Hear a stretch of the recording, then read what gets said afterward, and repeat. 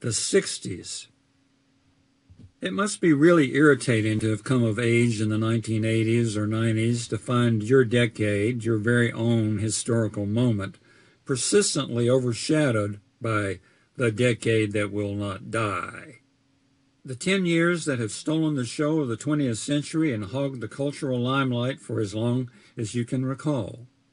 Not only are the 1960s a long hair, in your generational soup, but if you're a thinking person, you're aware of both the fallacy of decadism and how dangerous and dumb it can be to embalm yourself in the attractive amber of the past.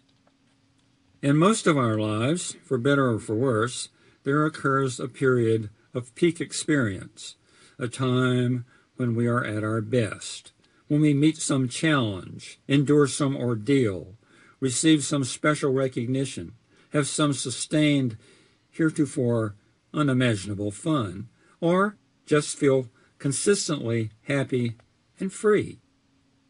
There's a tendency then to become psychologically frozen in that glad ice, turning ourselves into living fossils for the remainder of our existence.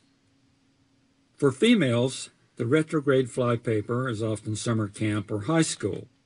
For far too many American males, it has been the armed services, the one time in their lives when, relieved of parents, wives, children, dull routines, and responsibilities, their every need supported, they could enjoy camaraderie, travel, and adventure.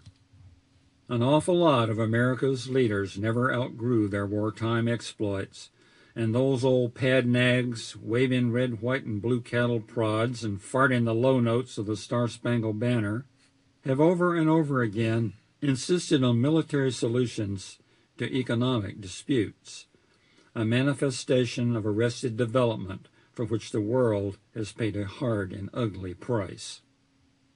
Gray-haired flower children, while infinitely more benign, can seem almost equally foolish. Yet, it would be a mistake, a smug distortion, to dismiss the 60s as just an ordinary fucked-up decade with a good press agent.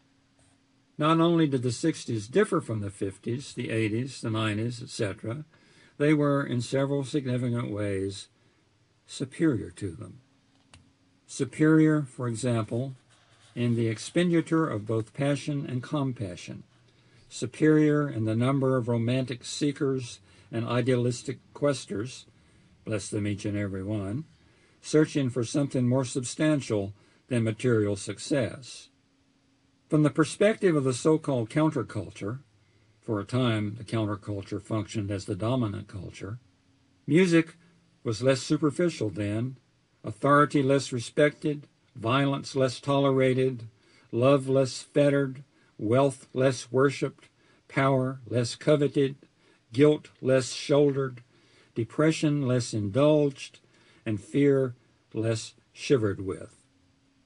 In the 60s, beauty had not yet been voted out of office by the art community, flirting hadn't been demonized as sexual harassment by the cops of correctness, and tickets to any number of nirvanas could be easily obtained at any number of outlets, ancient or futuristic, although, as Hermann Hesse once cautioned us, the magic theater is not for everyone. Illumination, like it or not, is an elitist condition.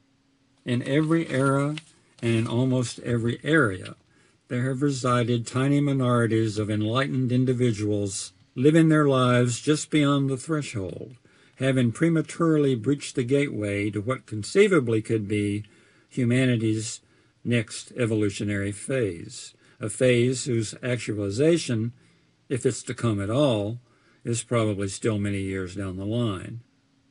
In certain key periods of history, one or another of those elitist minorities has become sufficiently large and resonant to affect the culture as a whole.